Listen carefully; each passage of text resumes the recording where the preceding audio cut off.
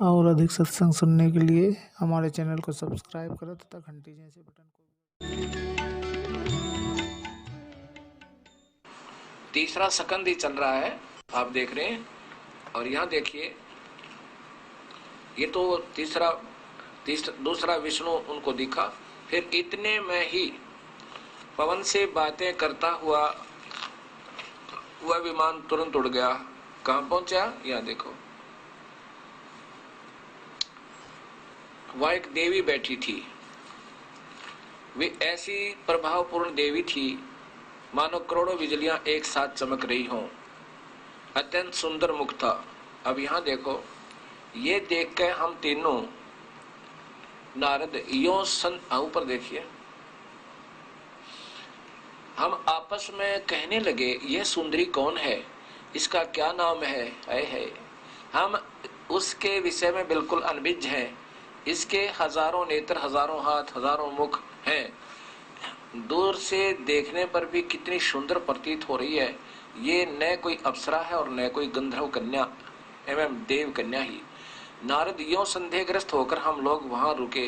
तब भगवान विष्णु ने उस चारों साहिनी भगवती को देखकर विवेक पूर्वक निश्चय कर लिया कि ये भगवती जगदम्बिका है।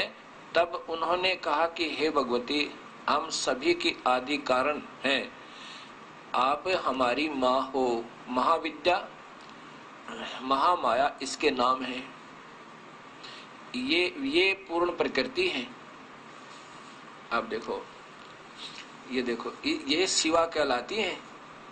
वहां शिवा शिवा लिख रखा था ना, ये शिवा कहलाती है। ये प्रकृति देवी, ये काल महास्वर्ग में रहता है। का महाब्रह्मा महाब्रह्म शिव रूप में बना के इनको धोखा देख। यहाँ देखो नीचे, यहाँ पर अब उसको देख के ब्रह्मा जी, विष्णु जी कह रहे हैं कि ये संपूर्ण संसार की कारण है।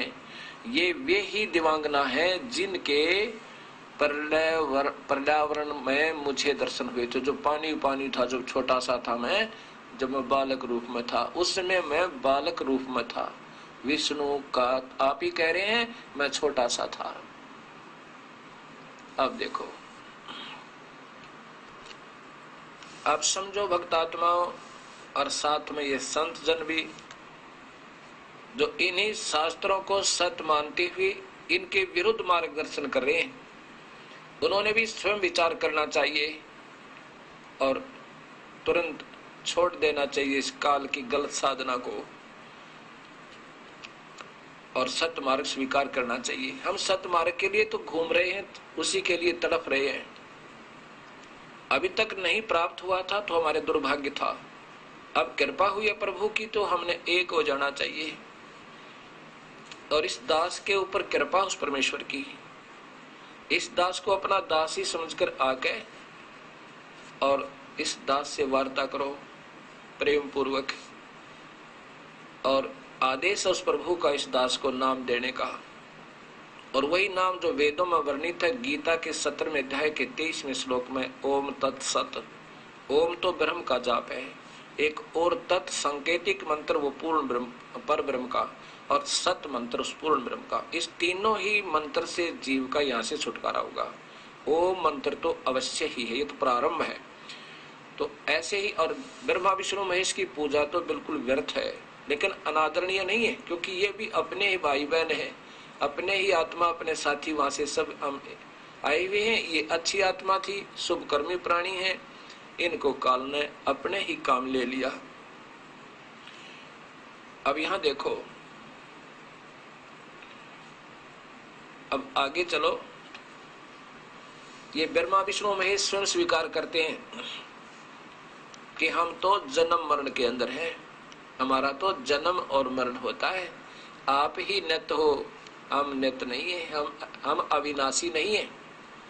जैसा कि सुधांशु जी स्त्रीलोकीय एक ब्रह्मांडीय विभागीय मंत्री यानी एक तमोगुण भगवान को, और मृत्युंजय यानी जिसने मृत्यु पर विजय पाली, अविनाशी और ना जाने सृष्टि रचनहार के उपमा दे रखी। एक प्रांत के, एक स्टेट के विभागीय मंत्री को, और कोई उसको बतावे ये मुख्यमंत्री है, ये प्रधानमंत्री है, ये राष्ट्रपति है, तो उस नादान को कुछ भी ज्ञान नहीं, फिर वो लाभ के दिवाएगा।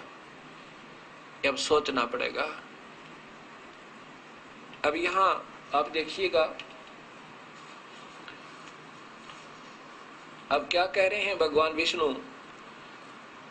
मां के पास पहुंच गए, नमस्कार किया और फिर सब कुछ जान लिया। उसके नाखून में जब देखा तो बताया कि हे भवानी, मैं तुमसे क्या निवेदन करूं, ये देखो।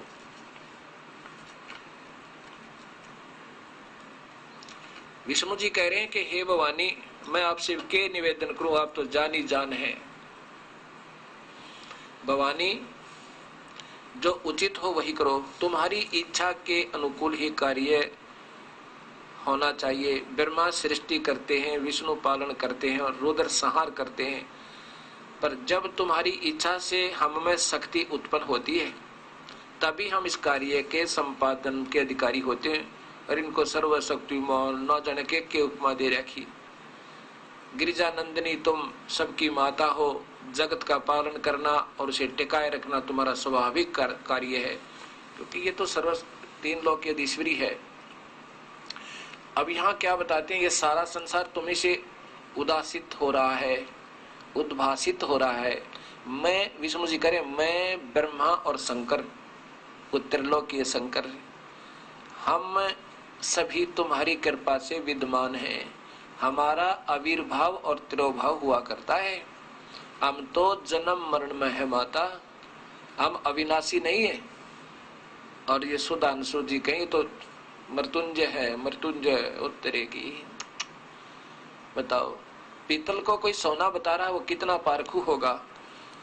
हमारा आविर्भाव माने जन्म, उत्पत्ति और तिरोभाव माने मृत्यु हुआ करता है। केवल तुम ही नित्य हो, जगत जननी हो, प्रकृति और सनातनी देवी हो। आगे देखो, विष्णु शंकर जी वो स्वयं स्वीकार कर रहे हैं, जो जिनको अजन्मा बता रहे हैं, सर्वशक्तिमान मृत्युंजय बताया, तेरी मृत्यु नहीं होती। शंकर भगवान शंकर बोले, देवी, यदि महाभाग विष्णु तुम ही से प्रकट हुए हैं तो उनके बाद उत्पन्न होने वाले ब्रह्मा भी तुम्हारे बालक हुए। फिर मैं तमोगुणी लीला करने वाला शंकर भी तुम्हारी संतान हुआ, अर्थात मुझे भी उत्पन्न करने वाली तुम ही हो। बताओ, शंकर जी स्वयं स्वीकार कर रहे हैं कि तुम हमारी माँ है, हम तुमसे पैदा हुए। आगे देखना, इसी में तीनों गुण, यही रजगुण ब्रह्मा, सदगुण विष्णु, तमगुण शिव जी बताते हैं।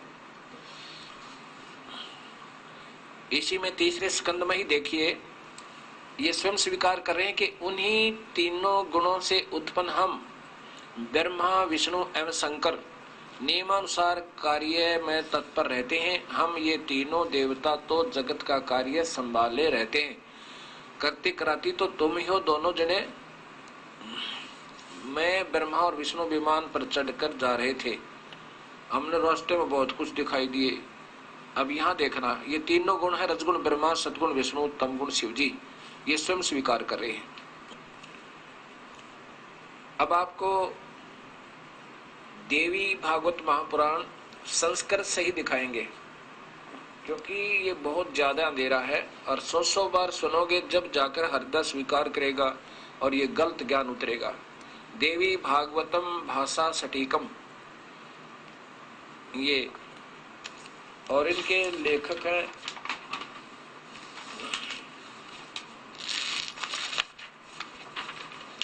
ये देखिए,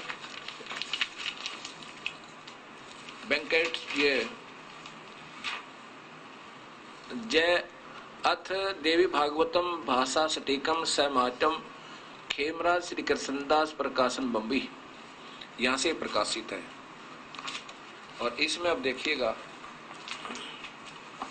संस्कृत भी है साथ में, ये थोड़ा थोड़ा दिखाऊंगा और फिर अपना ना विश्वास हो तो खरीद कर देख सकते हैं, नहीं तो अविश्वास का समय भी नहीं है। यहाँ लिखते हैं कि विष्णु शिव ब्रह्मा दर्शन किए हैं। यहाँ देखो, हमने इस भवन में दूसरे शिव विष्णु शिव ब्रह्मा के दर्शन किए हैं। फिर यहाँ देखो, हे माता तुम सदैव पुत्र के समान हम पर कृपा करती हो। अब देखो फिर नीचे आओ, यहाँ पर है मैं, हे मात ब्रह्मा मैं शिव, ब्रह्मा मैं विष्णु और शिव यह तुम्हारी प्रभाव से जन्मवान है। हम तो जन्मवान है, हमारा तो जन्म होता है और मरते हैं, नित्य नहीं है, हम अविनाशी नहीं है। फिर इंद्रादि दूसरे देवता नित्य किस प्रकार हो सकते हैं? अब नीचे देखो, इनकी संस्कार देखो, ब्रह्मा अहम ईश्वर महेश्वर, मैं ब्रह्मा और ये महेश्वर महादेव किलते प्रभावते सर्वयम जनी, हम तो आपसे ही जन्म लेते हैं, युता आपसे ही जन्म लेते हैं, न यदा हम नित्य नहीं है, तू ही सदा है। अच्छा फिर आगे देखो, जो मैं ये बताना चाह रहा था आपको, ये संस्कृत है, ये संस्कृत देखिए आपने। अब फिर देखिए इसी में तीसरा ही सकंद चल रहा है, हे माता अतः सब लोगों के सृजन करने की इच्छा करने वाले हरि यानी विष्णु ब्रह्मा और शिव, यह सब तुम्हारे चरणाविंद की भक्ति और प्रीति का प्राप्त होकर, प्रीति को प्राप्त होकर कर सकते हैं। यानी हम तो आप ही की कृपा से कुछ कर सकते हैं। हे माता, अब शिव जी कह रहे हैं, वो शंकर भगवान जिसको सुधांशु जी महाराज कह रहे थे ना, ये तो मृत्युंजय है, क्या कह रहे हैं कि हम सतोगुण, हे मात यदि हमारे ऊपर सदा आप दया युक्त हो, हे माता यदि आप दयालु हो तो हमको तमोगुण में, मैं तमोगुण क्यों बना दिया? हम तो तमोगुण में किस प्रकार प्रदान किया? ब्रह्मा रजोगुण और हरि सतोगुण सतगुण। क्या कह रही है? फिर देख लो कि शिव जी कह रहे, हे माता यदि हमारे ऊपर आप सदा दया युक्त हो तो मुझे इसे जुल्म में क्यों लगा दुनिया न मारूं? बेचारों के किसी का मां मरे, किसी का बेटा, और ये रो रो कर टक्कर मारे। मैं तमोगुण में किस प्रकार प्रदान किया, और ब्रह्मा रजोगुण हरि सतगुण। अब इन बेचारों को भी धोखे में रखा जा रहा है। अब ये संस्कृत भी देखें, यदि दया धर्मना न सदा अंबिके कथम अहम विहित, मुझे किस प्रकार निहित कर दिया, क्या मैं तमोगुण है? मैं तो तमोगुण कमलज है, कमल से उत्पन्न होने वाले ब्रह्मा को रजोगुण संभव है। वो गुण संभव आगे आओगे, फिर ये आपके गीता का जब सॉल्यूशन होगा, टीका होगा, जब देखना है, रजोगुण संभव है, रजोगुण से उत्पन्न, रजोगुण ये ब्रह्मा है, सुविहित है, और किम सतोगुण हरि, और सतोगुण हरि विष्णु के ऊपर बना दिया। माँ देखो ये बेचारे आप ही रो रहे हैं। अब देखिएगा भक्त समाज आपके सामने ये सब सत्य आ रहा है, और ये पहले से विद्यमान था, ये किसी संत का मैं दोष नहीं मानता, क्योंकि अभी तक हमें ऐसा कोई संत मिला नहीं जो हमें सत्य बता सके, विशेषकर कलयुग में। अब कोई सत्य को बताएगा तो ये कई कारण बनेंगे इसको उलझाने के। एक तो इन संतों की महिमा इतनी हो चुकी है, इस गलत मार्गदर्शन करते करते काल तक की महिमा बताते हुए, और शास्त्र विरुद्ध, ये सब शास्त्र हैं जो मैं आपको बता रहा हूं, इनसे अलग व्याख्या वे अपने काल्पनिक सुनी सुनाई लोक वेद के आधार पर, लोक वेद तो सुना सुनाया ज्ञान होता है, उसके आधार पर चल रहे हैं। शास्त्र विरुद्ध साधना की जा रही है और बताई जा रही है। नाम लेते हैं गीता जी का मर्मज्ञ ज्ञाता, और गीता जी में एक शब्द भी नहीं बताते उसमें क्या लिखा है। और इन देवी भागवत महापुराण, शिव महापुराण की महिमा गाते हैं, उसमें वास्तविकता क्या है ये किसी के सामने नहीं आ पाई। जितनी महिमा ब्रह्मा विष्णु महेश इस विभागीय मंत्रियों में है, इन तीन लोक के विभागीय प्रभुओं में है, इतनी तो है जितनी संतजन बताते रहे, लेकिन अज्ञानतावश इनको अजर अमर बता रहे हैं। इनके कोई माता पिता नहीं थे, इसलिए पता लगा कि उनके पास भक्ति मार्ग -0 है, एक अंश भी नहीं है, जो एक पीतल को सोना बता रहे हैं। अब आपको थोड़ा सा भ्रम और हटाता हूं। ये योग वशिष्ठ, इसमें आप देखिए शिव जी, क्योंकि श्री राम,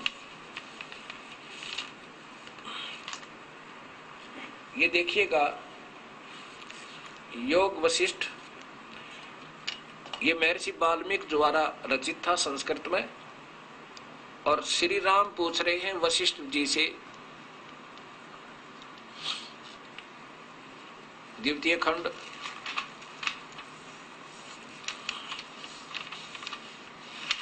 महर्षि श्री परमात्माय नमः, महर्षि वाल्मीकि जी कृचित संपूर्ण योग विशिष्ट महारामायण भाषा सचित्र द्वितीय खंड और पूर्वार्ध व उत्तरार्ध। इसके संपादक हैं अनेक धार्मिक ग्रंथों के रचयिता श्री गिरधर जी। काशी पुस्तकालय इंडस्ट्रियल एरिया मथुरा से प्रकाशित है। योग वशिष्ठ से पूर्व एक बार फिर, क्योंकि भक्तजनों को भूल पड़ गई होगी ना, पीछे मैंने प्रारंभ में दिखाया था इस महात्मा जी का ये वेद सरिता, और वेद का अंश भी नहीं इसमें। परम पूज्य सुधांशु जी महाराज, ये देखो पूरा चित्र देखो, पूरी पुस्तक का पूरा पृष्ठ देखो। अब इसके अंदर मेरे क्या कह रहे हैं कि 183 पृष्ठ है ये इनका। सुदासु जी कह रहे हैं कि शिव ही मृत्युंजय है। वो कौन सा शिव? वही शिव त्रिलोकी है, जो स्वयं कहते हैं हम तो नाशवान हैं।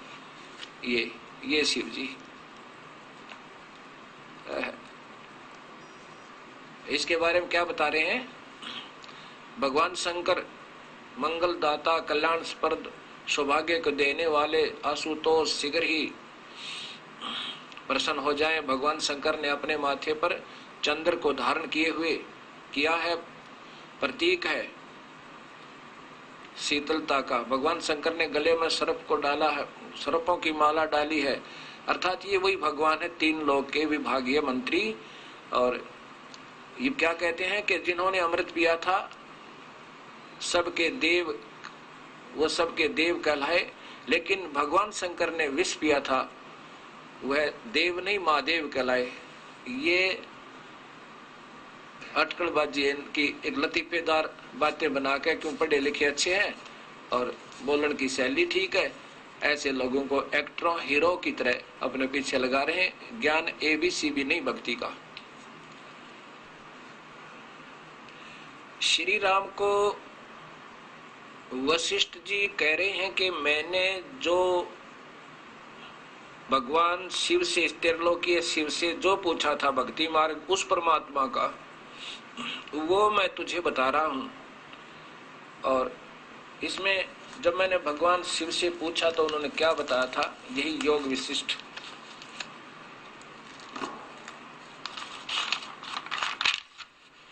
ये वही योग विशिष्ट है, द्वितीय खंड महर्षि वाल्मीकि रचित संपूर्ण योग विशिष्ट महारामायण द्वितीय खंड के श्री गिरधर जी इनके रचयिता है। काशी पुस्तकालय इंडस्ट्रियल एरिया मथुरा से प्रकाशित है। यहाँ देखिए,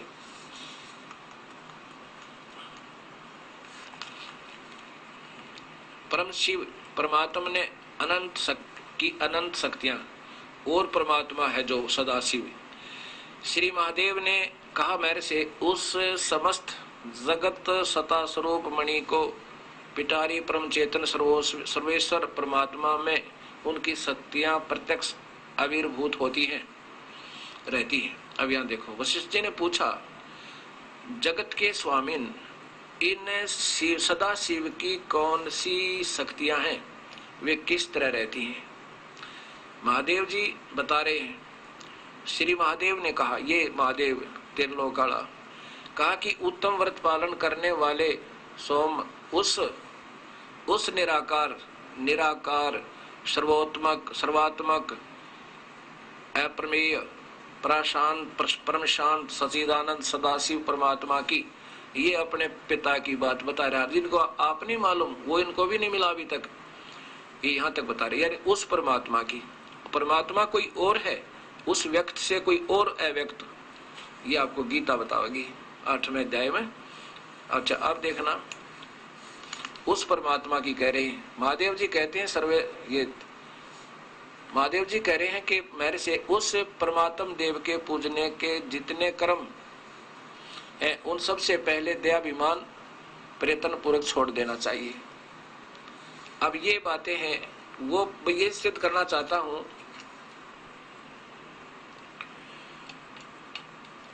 कि वो परमात्मा कौन है। अब फिर वो सृष्टि रचना कबीर साहब के द्वारा बताई, फिर आपको बतानी पड़ेगी एक बार फिर बताता हूं, पूरी नहीं, जहां से छोड़ी थी। ये काल, ये सदाशिव कहलाता है। यही कैसे निराकार हुआ कि आज के बाद मैं किसी को दर्शन नहीं दूंगा व्यक्त रूप में, यानी सामने नहीं प्रकट होऊंगा, पर है वो आकार में। जब ये तीनों पुत्र हो गए, ब्रह्मा विष्णु महेश, उस ब्रह्मलोक में, ब्रह्मलोक एक स्थान है जिसमें एक ब्रह्मा का अलग से लोक, एक विष्णु का अलग, ये महाब्रह्मा महाविष्णु महाशिव लोक अलग से बनाकर, जैसे रजोगुण प्रभावित अक्षेत्र को ब्रह्मा, वहां महाब्रह्मा और महापार्वती सावित्री रूप में, अर्थात इस प्रकृति को अपनी पत्नी के रूप में रखकर ये काल रहता है, जो मैंने बार बार बताया आपको। ऐसे उसी ब्रह्मलोक में एक विष्णु सतोगुण प्रभावित एक अक्षेत्र बना रखा है, उसमें अपनी पत्नी प्रकृति देवी को, अर्थात इस शेरा वाली अष्टंगी को साथ लेकर के वहां जो पुत्र की उत्पत्ति होती है उस सतोगुण प्रभावित अक्षेत्र में, उसका नाम विष्णु रखता है। और जो रजोगुण प्रभावित अक्षेत्र में जो पुत्र उत्पन्न होता है इन दोनों से, उसका नाम ब्रह्मा रख देता है। फिर ऐसे ही कैलाश पर्वत बना रखा वहां पे ब्रह्मलोक में, और वहां जो प्रकृति देवी को साथ रखा है उसी को सदाशिव महाशिव ऐसे बोलते हैं। ये काल ही अपने अन्य रूप में महाशिव के रूप में और पार्वती के महापार्वती के रूप में इस प्रकृति को, यानी अष्टंगी को साथ लेकर अध्या माया को, वहां जो पुत्र उत्पन्न होता है उसका नाम शिव रखते। जब ये दोनों तीनों जब थोड़े थोड़े सियाने होते हैं, बालकपन से आगे चलते हैं, उसमें इनको बेहोश करवा देते हैं। तो तब ये काल, ये ब्रह्म अपनी पत्नी प्रकृति देवी से, अर्थात इस अष्टंगी से कहा कि जब ये बच्चे थोड़े थोड़े सियाने हों इनको बेहोश कर देना, और फिर इनको जब ये जवान हो जाए फिर इनको होश में ले आना। इन तीनों को कार्य देना। ब्रह्मा सब जीवों की उत्पत्ति करवावे रजोगुण प्रभावित करके, और विष्णु इनको मोह ममता एक दूसरे में बनाए रखे, सतिथि बनावे, और शिव संहार करे। रजोगुण को ये ड्यूटी देना और जीवों की उत्पत्ति का, और सतिथि का सतोगुण को, और संहार का तमोगुण को। और यही तीनों पुत्र जब सियाने हो जाए, इनको ब्रह्मा को कमल के फूल पे मैं सबसे सतिथि तैयार कर दूंगा, काल कहने लगा। और विष्णु को शेष सैया पे, रुद्र को कैलाश पर्वत के कोने पे, इनको होश में लाकर इकट्ठे कर देना और फिर इनके विभाग बांट देना। फिर कहा कि आज के बाद मैं किसी को दर्शन नहीं दूंगा। ये प्रथम सृष्टि का जिक्र है। आज के बाद मैं कभी दर्शन नहीं दूंगा, और अव्यक्त मुझे निराकार मान्या करेंगे, लेकिन मैं आकार में अपने लोक में रहा करूंगा। और कभी कभी चतुर्भुज रूप में इस ब्रह्मलोक में भी रहा करूंगा। मेरे उस वास्तविक रूप परम रूप का कोई भी दर्शन नहीं कर सकता, ना वेदों में वर्णित विधि से, ना ही किसी तप से, ना यज्ञ से, ना हवन से मेरी प्राप्ति कोई नहीं कर सकता। मैं कभी किसी के सामने व्यक्तिगत रूप से नहीं आऊंगा, लेकिन कार्य मैं सारे करवाऊंगा। मेरे हाथ में सबका रिमोट होगा और मैं इन सब से अपना सब कार्य करवाता रहूंगा।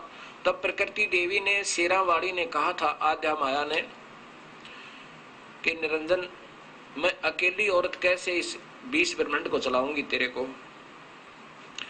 तब इस काल ने कहा था तू चिंता ना करे, ये सब कार्य मैं करता रहूंगा, पर मैं सामने नहीं आऊं किसी के अंदर प्रवेश करके, किसी को गुप्त प्रेरणा देकर, कभी आकाशवाणी करके। मैं कभी किसी के सामने व्यक्तिगत रूप से नहीं आऊंगा, लेकिन कार्य मैं सारे करवाऊंगा। मेरे हाथ में सबका रिमोट होगा और मैं इन सब से अपना सब कार्य करवाता रहूंगा। तब प्रकृति देवी ने, शेरावाड़ी ने कहा था आद्या माया ने कि निरंजन, मैं अकेली औरत कैसे इस 20 ब्रह्मांड को चलाऊंगी तेरे को। तब इस काल ने कहा था तू चिंता ना करे, ये सब कार्य मैं करता रहूंगा, पर मैं सामने नहीं आऊं किसी के अंदर प्रवेश करके, किसी को गुप्त प्रेरणा देकर, कभी आकाशवाणी करके। मैं तेरा सहयोग देता रहूंगा। अब आपने ये सारी आंखों देख ली, आपके सामने वो अव्यक्त हो गया। फिर कहा कि जब ये सियाने हो जाए इनको होश में लाना, फिर इनके ब्याह कर देना। तीनों का ब्याह कर दिया। ये भी देवी भागवत महापुराण में प्रत्यक्ष प्रमाण है, पहले भी कई बार दिखा चुका हूं। अब मैं आपको आगे वैसे ही बता रहा हूं, मौखिक बताऊंगा। ब्रह्मा को अपने, फिर इनको सागर मंथन पर भेजा। सबसे पहले वेद निकले, वेद ब्रह्मा ने पढ़े। अब पहले ये माता से ये ब्रह्मा विष्णु महेश पूछने लगे कि माँ हमारा पिता कौन है। तब ये कहने लगी कोई तुम्हारा पिता नहीं, कोई तुम्हारा बाप नहीं, माँ नहीं, मैं ही तुम्हारी माँ, मैं ही तुम्हारा पिता हूं। जब वेद निकले सागर मंथन में, वेदों में पाया कि कोई परमात्मा और है। वेदों में पूर्ण परमात्मा की पूर्ण महिमा है और जाप केवल ब्रह्म का दिया हुआ ओम नाम। तो इन ऋषि लोगों ने वेदों को पढ़ा और उसमें लिखा है कि पूर्ण परमात्मा कोई और है, उसका कबीर नाम है और वो सतलोक में रहता, वही पाप काटने वाला सर्वशक्तिमान अमित औजा, जिसकी शक्ति का कोई वार पार नहीं। उसकी पूजा करने से ये जीव जन्म मरण रहित हो जाता है। वो सतलोक में रहता है, वो आकार में है, मनुष्य जैसा है। साथ में ब्रह्म और परब्रह्म का भी वर्णन है। जैसे गीता जी में है 3 भगवान है, क्षर पुरुष, अक्षर पुरुष और नि अक्षर पुरुष, परम अक्षर पुरुष अर्थात पूर्ण ब्रह्म कबीर परमात्मा। ऐसे ही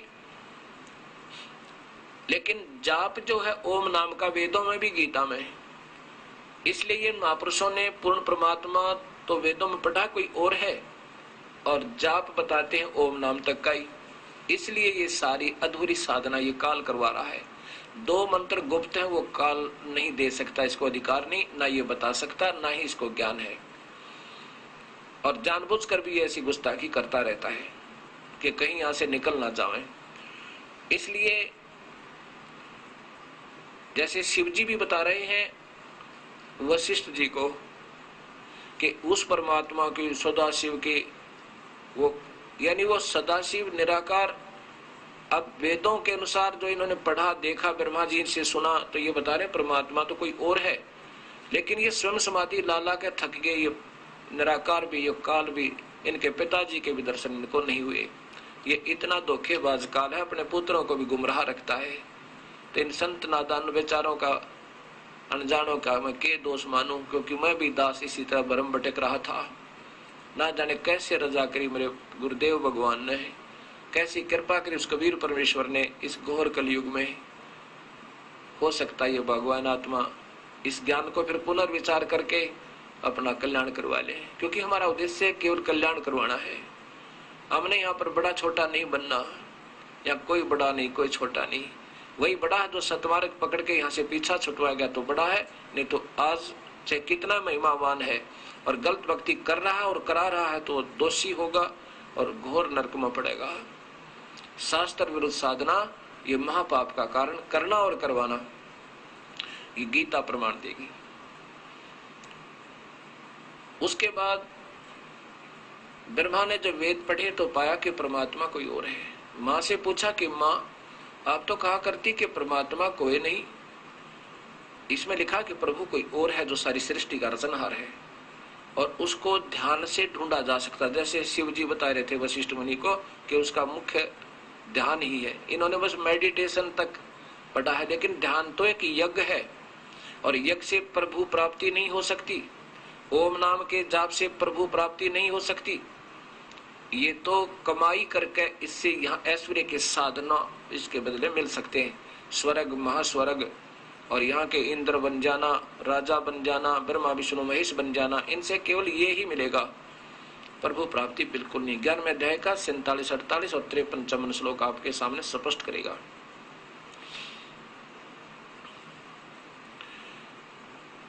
तो वेदों में पढ़ा कि ध्यान यज्ञ करने और ओम नाम के जापते का मंत्र बता रखा है, शायद प्रभु मिलता होगा। ऐसे ही ब्रह्म जैसे शिव जी बता रहे थे कि उसका मुख्य ध्यान ही है उसका, उस परमात्मा को पाने का। अब ध्यान लगा लगा शिव जी ने 88,000 वर्ष साधना की, परमात्मा नहीं मिला, एक प्रकाश दिखा और उसी को प्रकाश मान लिया, प्रभु का वही रूप मान लिया कि वो निराकार है, दिखता नहीं, ज्योतमय है, प्रकाश में है। यहाँ जाकर सबने अपने लेखनी बंद कर दी और वर्णन बंद कर दिए। लेकिन वो कैसा है, कौन है, वो तो स्वयं ही बताता है कि कबीर परमेश्वर के मैं हूँ वो परमात्मा जो सारी सृष्टि का रचनहार। और उसके पाने के तरीके ये 3 मंत्र हैं। ओम तो है क्योंकि ओम से तो हमने यहाँ का ऋण उतारना है। ओम जाप की कमाई जरूर करनी पड़ेगी। ये इस काल की कमाई काल में ही छोड़ देंगे। जैसे 18वें अध्याय के 66वें श्लोक में कहता है कि अर्जुन तुम मेरे सारे पूजा को मेरे में त्याग दे और फिर तू उस भगवान की शरण में चला जा, मैं तुझे सब पापों से मुक्त कर दूंगा। इसका ऋण उतर जाएगा ओम नाम की कमाई से, ये छोड़ देगा। एक और मंत्र है इसके साथ, ये ओम और एक मंत्र और लग के सतनाम बनता है। और दूसरा मंत्र परब्रह्म की के लोक से पार होने का ऋण है, वो वहां छोड़ देंगे। और तीसरा जो मंत्र है वो हमें सतलोक ले जाएगा, उसकी कमाई भी करनी है। ऐसे ये सारनाम बन जाएगा, तब हम यहां से मुक्त हो सकते हैं, अन्यथा नहीं हो सकते। ऐसे अब ब्रह्मा ने 4 युग, ब्रह्मा कहने लगा मां आपकी बात पर मुझे अविश्वास है।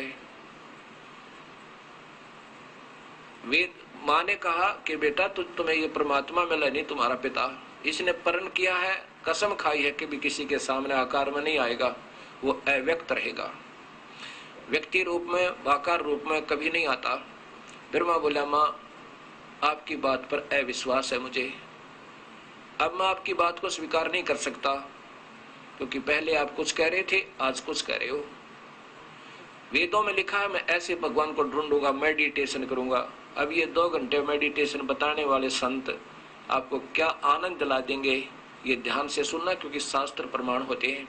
बाकी दंत कथाएं जो संत आपको मेडिटेशन ऐसे देखो भीतर आनंद आवे, क्या आनंद आएगा इसमें? ये काल का ही ढमढमा, काल ही का इसमें सारी व्यवस्था, इसमें क्या आनंद आएगा? शराबी शराब पी का आनंद मान लेता है, सिनेमा में बैठकर 2 घंटे आनंद मान लेते हैं। ऐसे मेडिटेशन करने वाले इसमें 2 घंटे अंदर आनंद मान लेते हैं, ऐसा नहीं है। ऐसे ब्रह्मा जी ने कहा कि मैं इस परमात्मा को ढूंढूंगा, ध्यान लगाऊंगा, ओम नाम का जाप करूंगा। मां ने कहा बिल्कुल नहीं मिलेगा, ये तेरा भ्रम है भाई। अक नहीं मां, वेद गलत नहीं हो सकते। वेद तो गलत नहीं है, पर यह समझ गलत है आपकी, क्योंकि ये समझ नहीं सकते उस कबीर परमात्मा के बिना या उसके सत्य नुमाइंदे के बिना। ब्रह्मा ने कहा कि नहीं मां, मैं जाके प्रभु को ढूंढूंगा। माता ने कहा शेरा वाली ने अगर नहीं मिला तो क्या करेगा? कि मैं भी, ब्रह्मा बोला मैं भी नहीं आऊंगा, दर्शन नहीं दूंगा आपता है। अच्छा चले गए। 4 युग तक समाधि करी, लगाई, मेडिटेशन किया ब्रह्मा जी ने। और उस महापुरुष जैसा मेडिटेशन कोई कर सका अब इस कलयुग में? किसी का बीपी आई, किसी की जाड़ दुख है, किसी के सिर में दर्द है, कोई राग द्वेष में भरे पड़े। तो 4 युग तक साधना की ब्रह्मा जी ने, नहीं कोई उपलब्धि हुई। तब आकाशवाणी हुई काल की, निरंजन की, कि सृष्टि क्यों नहीं की जा रही। तब प्रकृति देवी ने, शेरा वाली ने, भगवत दुर्गा ने बताया कि तेरा जेठा बेटा, ज्येष्ठ पुत्र ब्रह्मा तुझे ढूंढ रहा है और 4 युग हो गए मेडिटेशन कर रहा है, ध्यान लगा रहा है, और मैंने तो कहा था ये तेरी व्यर्थ प्रयत्न है। अब काल ने कहा कि मैं नहीं मिलूंगा उसको, मेडिटेट ध्यान से वापस लाओ। देवी ने अपनी सबद शक्ति से, दुर्गा ने अपनी सबद शक्ति से एक लड़की की उत्पत्ति की, उसका नाम गायत्री रखा और कहा बेटी जा अपने भाई ब्रह्मा को उठा के ला, उसके चरण छूना, चरण स्पर्श करते ही वो होश में आ जाएगा, समाधि टूट जाएगी। गायत्री ने जाकर के ब्रह्मा के चरण छुए, वो होश में आया, सामने एक लड़की को देखकर कहने लगा उल्टा तो मेरा धर्म भंग करने के लिए आई है, मेरा तप तोड़ने आई है, मैं तुझे श्राप देता हूं। गायत्री ने कहा कि ब्रह्मा मेरी कोई कमी हो तो मुझे श्राप देना, पहले मेरी बात सुन ले। मैं मां ने भेजी हूं और तेरे बिना सृष्टि, जीवों की सृष्टि का कार्य अधूरा है, मैं आपको लिवाने आई हूं, मेरा दोष नहीं है। तब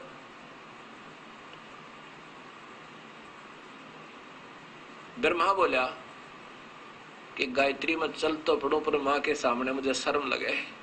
मैं कह कर रहा था कि अगर पिता के दर्शन नहीं हुए तो मैं मां आपको सूरत नहीं दिखाऊंगा, अब कैसे चलो, दर्शन हो नहीं रहे, 4 युग हो गए। गरीब कबीर साहब कहते हैं तीनों देवा उसको ध्यावे, निरंजन का वो पार नहीं पावे। ब्रह्मा विष्णु महेश भी अपने पिता को ढूंढ रहे हैं, इनको भी ये दर्शन नहीं देता, इतना कपटी है, कबीर साहब बता रहे हैं। तो ब्रह्मा ने कहा कि यदि तू मेरी झूठी गवाही दे दे मां के सामने तो मैं चल पड़ूं। तो गायत्री ने एक शर्त रखी जो यहां बताने योग्य नहीं है, ये आप पढ़ सकते हो। ब्रह्मा ने स्वीकार की। फिर गायत्री ने कहा कि एक और तैयार करते हैं अपना गवाह। गायत्री ने अपनी सब शक्ति से एक लड़की और तैयार की, उसका नाम पोवती रखा। उससे कहा कि पोपवती तू ब्रह्मा की झूठी गवाही दे दे कि ब्रह्मा ने पिता के दर्शन अपने सामने किए। पोपवती ने कहा कि मैं क्यों झूठी गवाही दूं, उसने भी एक शर्त रखी, वो भी यहाँ बताने योग्य नहीं समाज, भद्र समाज के सामने। ब्रह्मा ने वो भी स्वीकार की, अर्थात तीनों के तीनों आकर दुर्गा के सामने कहते हैं, प्रणाम करते हैं। दुर्गा ने पूछा कि ब्रह्मा क्या तुझे अपने पिता के दर्शन हुए, उस अव्यक्त के, काल के, निरंजन के, ज्योत निरंजन के? ब्रह्मा ने कहा हाँ मां मुझे दर्शन हो गई। भाई के प्रत्यक्ष क्या प्रमाण है ऐसा मैं इससे मानूं कि तुझे दर्शन हुए?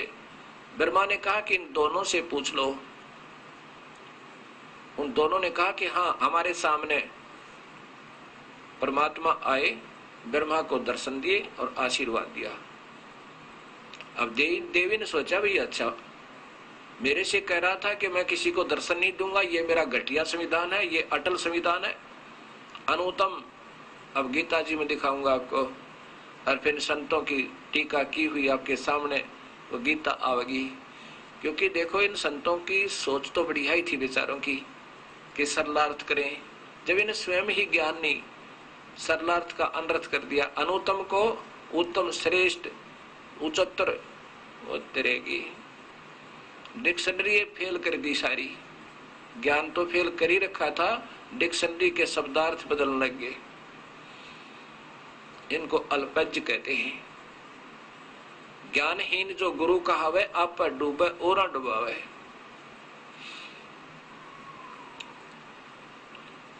तब वो अक्षुब्ध होकर, नाराज होकर प्रकृति अर्थात दुर्गा एकांत स्थान में बैठी और कहने लगी, निरंजन तू तो बहुत झूठा, मेरे से कह रहा था कि मैंने तो किसी को दर्शन देने नहीं, ये मेरा घटिया अनुतम अवम अनुतम अटल अनुतम घटिया संविधान है कि मैं कभी किसी के सामने व्यक्त रूप में नहीं आता। गीता जी के 7वें अध्याय का और 24-25वां श्लोक, 7वें अध्याय का भी दिखाऊंगा आपको। ये मेरा घटिया नियम है, मैं कभी किसी के सामने व्यक्तिगत रूप से नहीं आता। ये तीनों वो बोली तो ऊपर तो कहने लगी कि संभाल अपने डमडमे ने, तो झूठा है। आकाशवाणी ज्योत निरंजन की हुई कि तीनों झूठ बोल रहे हैं, मैंने कोई दर्शन नहीं दिया इनको।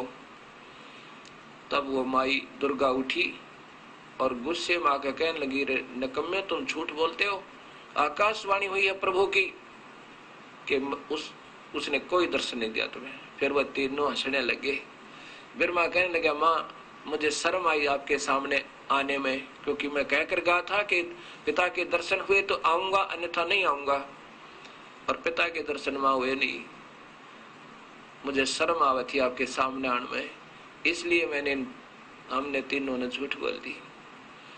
तब श्राप दे दिया देवी ने ब्रह्मा को कि तेरी पूजा जग में नहीं होगी, और जिसने 4 बातें सीख ली वह तेरे जैसे पाखंडी होंगे, सत्य नहीं बताओगे। संत बनेंगे, गुरु बन जाएंगे, बनेंगे पर सत्य समाज को नहीं बता सकते, क्योंकि वो स्वयं ही अधूरे होंगे। क्योंकि ब्रह्मा शास्त्रों का ज्ञाता और जगत गुरु यानी यहाँ के 3 लोक के महाज्ञानियों में माना जाता है, सबको ज्ञान देने वाला। गायत्री को श्राप दे दिया कि तू गाय बनेगी और तेरे सांड पति होंगे कोई कोई। पोपोती को श्राप दे दिया कि तू गंदी जड़ी बूटी, गंदगी में पैदा होने वाली जड़ी बूटी बनेगी। जब प्रकृति देवी ने तीनों को श्राप दे दिया तो आकाशवाणी निरंजन ज्योत निरंजन की हुई कि दुर्गा तने अच्छा नहीं किया। तू कौन होती है इनको श्राप देने वाली? अब मैं तुझे श्राप देता हूं कि तू द्वापर युग में द्रौपदी बनेगी, तेरे 5 कसम होंगे, तेरे 5 पति होंगे।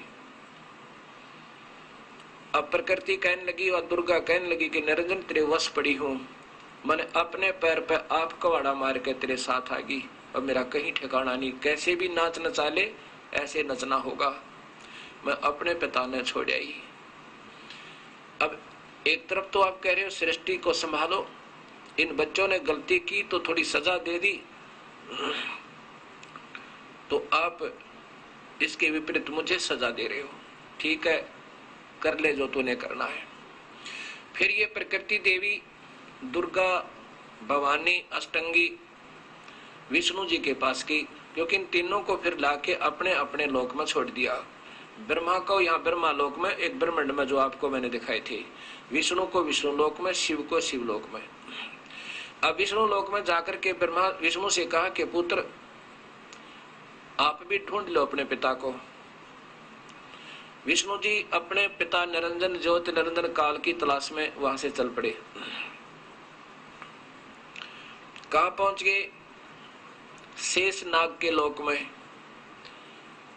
और जब शेष नाग की बाउंड्री में ज्यूरिडिक्शन में ये विष्णु जी प्रवेश कर गए, जब शेष नाग जी ने सोचा कि तेरी ज्यूरिडिक्शन में, तेरी सीमा में बिना पूछे ये बेधड़क निश्चिंत कौन आ रहा है, इसने जरा भी तेरा खौफ नहीं, तेरा भय नहीं, उसको सावधान करने के लिए और डराने के लिए अपनी 1000 फनों से फुंकारा छोड़ दिया जहर का। जैसे धुंध होती है, विष्णु जी के चारों तरफ ऐसे धुंध सी होगी और काला काला शरीर हो गया, श्याम शरीर हो गया, जैसे स्प्रे पेंट हो जाता है। विष्णु जी ने सोचा कि देख इस नादान कीड़े ने, इस सर्प ने मेरे साथ क्या बदसलूक किया, मैंने कुछ कहा नहीं इसको। आगंतुक के साथ ऐसा जुल्म करते हैं क्या? इसको ज्यादा अभिमान हो गया है अपने 1000 फुन का। सोचा कि मन में सोचा ही था कि ले इसको खत्म कर देता हूं, अभी ठीक करता हूं। तब आकाशवाणी हुई ज्योत स्वरूपी निरंजन काल भगवान की कि विष्णु अब इसको कुछ मत कहना, इस शेषनाग को। तुम ऐसे ही लड़ लड़ के मरते रहे तो सृष्टि कैसी प्रारंभ होगी। अब इसको कुछ मत कहना, द्वापर युग में तू कृष्ण बनकर जाओगा, आप श्री कृष्ण बनकर जाओगे और ये काली दय में इसी शेष नाग का अवतार वह कालिया नाग होगा, उस समय तो इसका बदला ले लेना। अब जाकर अपनी माता को दुर्गा को स्पष्ट बता दे कि मुझे नहीं मिले परमात्मा, मैं किसी को दर्शन नहीं देता और ना ही दूंगा, चाहे कितनी देर कितना कुछ कर लेना। और तेरी भलाई है कि वापस जाकर सत्य बता देना, नहीं तो तेरा भी हाल ब्रह्मा जैसा हो जाएगा। विष्णु समझदार थे, सतोगुणी है, वापस आ गए। माई ने पूछा कि पुत्र आपके पिता मिले? विष्णु जी ने कहा नहीं माँ, मुझे नहीं मिले। इस बात पर मां प्रसन्न हुई और सीने से लगा लिया सतोगुण प्रभावित सतोगुण विष्णु जी को। कहा कि बेटा तू बड़ा सतवादी होगा और तेरे को ये सृष्टि रचने का यानी ना सृष्टि पालन कर्ता का स्थिति रखने का विभाग देती हूं। फिर गई शिव जी के पास, इस त्रिलोकीय महादेव के पास। शिव जी से कहा कि पुत्र तेरे दो भाइयों को तो पिताजी मिले नहीं, अब आप भी कोशिश कर लो अपने पिताजी की, कहीं फिर बाद में समाधि लगाकर बैठ जाओ, सृष्टि कर्म अधूरा रह जा।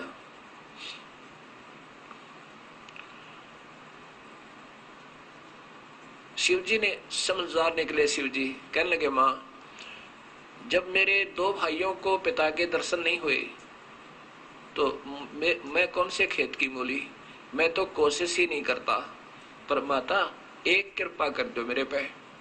विष्णु शिव जी बोले एक रजा कर दो मां। माता ने कहा बोल पुत्र, क्या क्या चाहता है?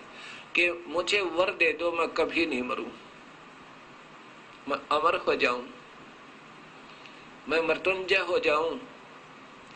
माता ने कहा पुत्र ये नहीं हो सकता, जो पैदा हो गया वो मरेगा और मर गया उसका जन्म जरूर होगा भाई। ये इस काल 21 ब्रह्मांड का नियम है, ये अटल नियम है, ये हार्ड एंड फास्ट रूल है।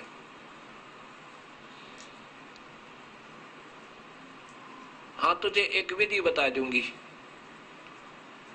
तेरी बहुत लंबी आयु हो जाएगी। तब शिव ने कहा यही कृपा कर दो मां। तो माता ने कहा कि बेटा तू अपना ज्यादा ध्यान लगा कर मेडिटेशन किया कर और अपने श्वासों को अपने 10वें द्वार में रखा कर, श्वास कम लिया कर, ठंडे क्षेत्र में रहना, तेरा शरीर खराब ना होए। ऐसे ऐसे आप देखते हो भगवान शिव ज्यादातर ध्यान में ही रहते हैं। ब्रह्मा की आयु 100 वर्ष, विष्णु जी की आयु 700 वर्ष, शिव जी की आयु 4900 वर्ष। ब्रह्मा का एक दिन 1000 चतुर्युग का और 1000 चतुर्युग की रात है। 2000 चतुर्युग का दिन रात ब्रह्मा का, 60,000 चतुर्युग का एक महीना ब्रह्मा का और 7,20,000 चतुर्युग का एक वर्ष ब्रह्मा जी का। इसको 100 तो गुणा कर दो, 7 करोड़ 20 लाख चतुर्युग ये ब्रह्मा जी की आयु होए। और इसको 7 से गुणा कर दे विष्णु की, और विष्णु जी की को 7 से गुणा कर दे तो शिव की। इतनी लंबी आयु है इनकी, लेकिन फिर भी मृत्यु है। कबीर साहब कहते हैं, गरीबदास जी कहते हैं, कबीर साहब की प्यारी आत्मा जो आंखों देखे सारे इस विवरण का सतगुरु कबीर साहब के सत्य ज्ञान के आधार पर कहते हैं, इतनी उम्र बुलंद मरेगा अंतरे, इतनी उम्र बुलंद मरेगा अंतरे, और सतगुर लगे ना कान ना बैठे संतरे। कोई संत नहीं मिला जो इस बीमारी ने काटा सत्य ज्ञान बतावे। गीता जी के 4थे अध्याय का 33 और 34वां श्लोक बिल्कुल स्पष्ट करता है। ये काल भगवान बोल रहा है गीता जी को और कृष्ण जी के शरीर में प्रवेश करके। उसमें कहता है कि अर्जुन इस द्रव्य में यज्ञ ध्यान यज्ञ ज्ञान यज्ञ में सारे ही कर्म समाप्त हो जाते हैं। उत्तम है, बहुत उत्तम है, क्योंकि ज्ञान में सभी कर्म समाप्त हो जाते हैं। कैसे? अब कोई कुछ पूजा कर रहा है, कोई आरती उतारे गणेश जी की, कोई फलाने जी की, कोई मंदिर में कोई कितना, कोई उस भगवान को सर्वश्रेष्ठ वो भगवान अविनाशी, जब तक सही ज्ञान नहीं होता इतने ये भ्रमणा भटकना बड़ी रहती है। द्रव्य यज्ञ होती है जैसे भंडारा करना, हवन करना, इनसे कहते हैं ज्ञान यज्ञ उत्तम है। जब सही ज्ञान होगा तभी तो हम भक्ति कर सके, कैसे भगवान पावे, कौन परमात्मा है, उसकी क्या विधि है। यही नहीं है तो वैसे ही फिर वो तो भ्रमणा भटकना होती है। तो ज्ञान से तेरे सारे कर्म समाप्त हो जाएंगे और सही भक्ति प्रारंभ होगी। इसलिए ज्ञान यज्ञ सबसे उत्तम है। वो कौन सा ज्ञान? एक तो ज्ञान भगवान कृष्ण के रूप शरीर में ब्रह्म काल दे रहे हैं, गीता जी का वेदों अनुसार वो तो दे ही रहे हैं। अब कह रहे हैं कि इसमें जो ज्ञान दे रहा है वो तो ब्रह्म तक का दे रहे हैं। ओम नाम का जाप जप यज्ञ करे और ऐसे रहनी रहे, ऐसे करनी कर, लेकिन जन्म मरण नहीं मिटेगा, स्थाई स्थान नहीं मिलेगा, पूर्ण शांति नहीं होगी, अर्थात तेरे मेरे बहुत जन्म होंगे। इसी चौथे अध्याय का 5वां श्लोक बताता है। ये तो ज्ञान भगवान दे ही रहे थे, फिर कह रहे हैं कि इस ज्ञान से जो मैं दे रहा हूं इससे अलग कोई ज्ञान देने वाला संत ढूंढ ले। जो मैं तुझे बता रहा हूं उससे न्यारा उस परमात्मा के पाने का, उसका सच्चा ज्ञान बताने वाला वो संत ढूंढ ले। उन तत्वदर्शी संतों को ढूंढ जो इस सतमार्ग के जानने वाले, उनको दंडवत प्रणाम करो। गीता जी के अध्याय नंबर 4 का श्लोक नंबर 34। निष्कपट भाव से उनकी सेवा करो और फिर विनम्रता पूर्वक, सरलता पूर्वक उनसे प्रसन्न करने से वो तत्वदर्शी, उस परम पिता परमात्मा के सतमार्ग के जानने वाले संत तुझे उपदेश करेंगे, यो ज्ञान बताएंगे, फिर नाम देंगे और फिर चरणों में ऐसे रहना जैसे राम कृष्ण से कौन बड़ो उन्हों भी गुरु की ने, तीन लोक के वेदनी गुरु आगे अधीन। अब देखो, पहले तो हम सत्ज्ञान की तलाश में थे। ये जितने आज संत बने हुए ये भी बेचारी पुण्यात्मा है, पिछले जन्म जन्मांतर के बहुत बहुत अच्छे शुभकर्मी, बहुत ही ज्यादा। अब इनको रास्ता सही मिला नहीं तो ये प्रभु हो गए। अब ये उस प्रभुता छोड़ नहीं सकते, चाहे गधे बेशक बन जावे, या कुदरती बात हो से प्रभुता नहीं छूट सकती और सब कुछ छोड़ सकते। मान बढ़ाई ईर्षा दुर्लभ तजना, ये राज्य तजना सहज है और सहज त्रिया का ने मान बढ़ाई ईर्षा। अब ईर्षा होगी इस दास के प्रति, किनको? जो बिल्कुल पाप के भाग्य होना जिन्होंने, और ये नहीं छूटा, मान बढ़ाई छूटे नहीं, क्यों? लाखों से सो गए। पता भी लग जाएगा कि तुम अधूरे, क्यों? शास्त्र विरुद्ध गीता बताती है कि वो ना इस जन्म में उनका कोई कर्म अच्छा बन रहा, ना भविष्य में। इसलिए अर्जुन तेरे लिए शास्त्री प्रमाण है। और शास्त्र विरुद्ध त्याग का जो साधना करता और करवाता है वो दोनों नरक के भागी है। लेकिन पुण्यात्मा भी हैं, सोचेंगी इसमें मान बढ़ाई नहीं, हम एक पिता की संतान है, हम काल के जाल में हैं, हमने यहाँ से पीछा छुटवा के इस मनुष्य शरीर का लाभ उठाना चाहिए। कौन बड़ा कौन छोटा, राम कृष्ण से कौन बड़ा, उन्हें भी गुरु कीन, और तीन लोग के वो भगवान वशिष्ठ मुनि का गए। श्री राम जी आधीन जैसे वो भगवान भी विनम्र रहे, और श्री कृष्ण जी दुर्वासा जी के सामने, क्योंकि दुर्वासा जी उनके गुरुदेव थे, ज्ञान के आध्यात्मिक गुरु। संदीपनी जी उनके ज्ञान गुरु थे, उन्होंने अक्षर ज्ञान कराया था। जो तीन लोग के महान आत्मा भी और ऐसे विनम्र हो सके। मैं तो अपनी बताता हूं, यदि आज मैं गुरु होता, लाखों शिष्यों को गुमराह कर रहा होता और मुझे ये ज्ञान मिल जाता, चरण दो संत के जाके और अनाउंस कर दो सबको, भाई हमारे पास कुछ नहीं है, और जाके अपना उपदेश ले लो, अपना कल्याण कराऊं और उनकी फांसी निकलवा दो काटते हैं। ठीक है, अनजानपने में ना जाने किस पे की गलती हो जाए। गलती तो नहीं कह सकते, क्योंकि ये तो भक्तात्मा संत आत्मा अपनी तरफ से तो कोशिश तो कर रहे हैं कि हम सत्य बता रहे हैं, पर सत्य तो नजदीक भी नहीं है, क्योंकि शास्त्र प्रमाण दे रहे हैं। जब तक हम ईर्षा ही नहीं छोड़ेंगे, मान बढ़ाई नहीं त्यागेंगे, तो फिर काहे के भक्त। जब हम ही नहीं इस निर्मलता को स्वीकार कर सकते तो शिष्य कैसे अनुसरण कर पाएंगे। अब ये दास क्या बताना चाहता है आपको। उसके बाद जब ये तीनों ने फैसला कर लिया कि अब कहा माने कि तुम मेरे से शादी करो और यहाँ की सृष्टि उत्पन्न करो, बच्चे पैदा करो मेरे से, तब ब्रह्मा विष्णु महेश कहने लगे, माँ माता नार पुत्र की होई, ए जननी ये कहाँ अग धोई। ए माँ, इस पाप नाम कहाँ धोएंगे।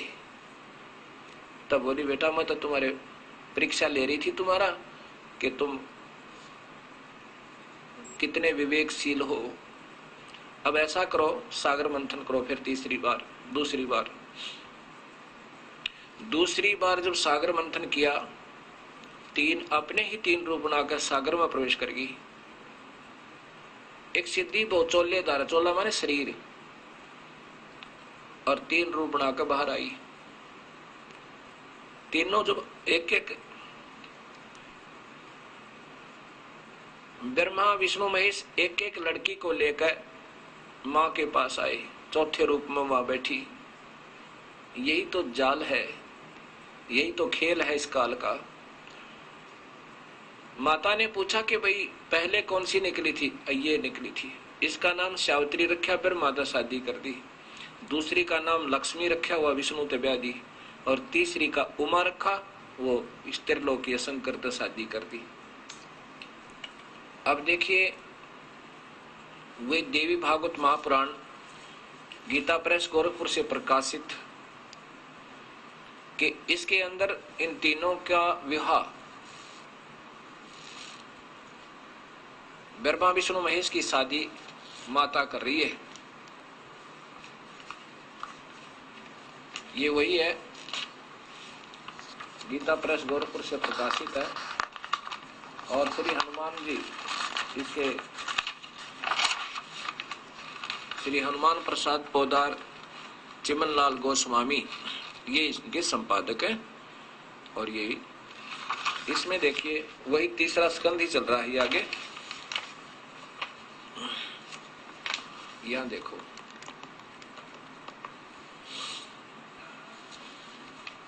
भगवती जगदम्बा ने भगवान विष्णु से कहा, विष्णु, मन को मुग्ध करने वाली इस महालक्ष्मी को लेकर तुम भी पधारो। ये भी कुछ भी कहे, महालक्ष्मी कह दो चाहे कुछ भी, तो लेखक की अपनी लेख है। लक्ष्मी को लेकर तुम पहुंचो, ये सदा तुम्हारे वक्षस्थल में विराजमान रहेगी, तेरी छाती पर रहेगी। अब यहां देखो,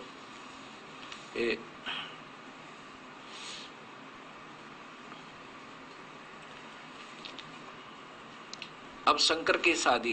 देवी ने कहा, शंकर, मन को मुग्ध करने वाली यह महाकाली गौरी नाम से विख्यात है, तुम इसे पत्नी रूप से स्वीकार करो, कलाश की रचना करके वहीं रहो। अब आगे देखो, यहां लाओ, ये देखो, ब्रह्मा जी कहते हैं, ऊपर माई क्या कह रही है कि मेरा तथा सनातन परमात्मा का ध्यान तुम्हें सदा करते रहना चाहिए। हम दोनों का स्मरण करते रहोगे तो तुम्हारे कार्य सिद्ध होने में किंचित मात्र भी संदेह नहीं रहेगा। अभी तो बालक से है, बिल्कुल कुछ भी शक्ति नहीं इनके अंदर, ऐसा यह प्रमाण दे रही है। अब ब्रह्मा जी कहते हैं, इस प्रकार कहकर भगवती जगदम्बिका ने हमें विदा कर दिया। उन्होंने शुद्ध आचार वाली शक्तियों में से भगवान विष्णु के लिए महालक्ष्मी, शंकर के लिए महाकाली और मेरे लिए महासरस्वती को पत्नी बनने की आज्ञा दे दी। सत साहिब प्रारंभ हुई। अब यहां से ये काल सृष्टि प्रारंभ हुई एक ब्रह्मांड की। ऐसे ऐसे 20 ब्रह्मांड इस काल के हैं, उसमें हर एक में ऐसा ही ब्रह्मा, ऐसा ही विष्णु, ऐसा ही शिव एक एक है। और ये स्वयं कंट्रोलर है, हर ब्रह्मांड में रह गए। वह मां ब्रह्मा, मां विष्णु, मां शिव रूप में रहता है। अब यही प्रमाण आपको वेदों में दूंगा। कि वो कबीर ये बताएंगे, वो सृष्टि रचनहार कबीर है, और कबीर साहब ने स्वयं ही अपनी रचना बताई है।